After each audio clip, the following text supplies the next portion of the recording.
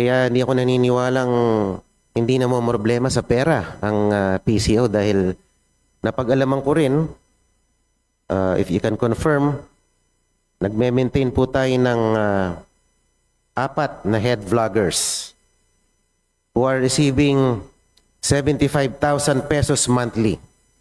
At yung bawat head vlogger na yon ay merong, kumbaga downline o meron siyang sinusupervise na 10 vloggers who receive about 10 to 50,000 pesos allowance depende sa kanilang performance. Would you confirm that, Madam Speaker, Madam Sponsor? Madam Speaker, Your Honor, again, the agency denies that there is an existence of 10 vloggers who earn that much, Your Honor.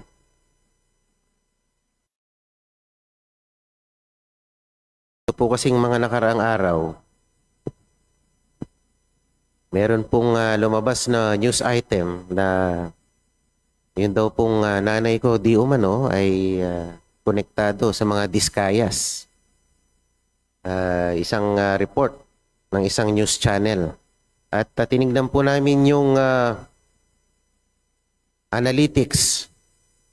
Talagang binuboost yung item na yun, yung news item na yun. Talagang funds were heavily poured on that news item. At ito naman po ay pinick up ng mga vlogger para po ipakalat ang maling istorya na yon.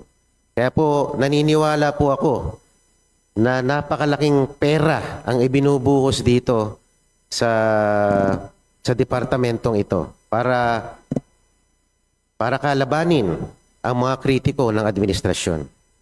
Madam Speaker, Your Honor, if I may say, ang nanay niyo po ay teacher ko nung grade 4 po ako sa Filipino, sa Marinol po.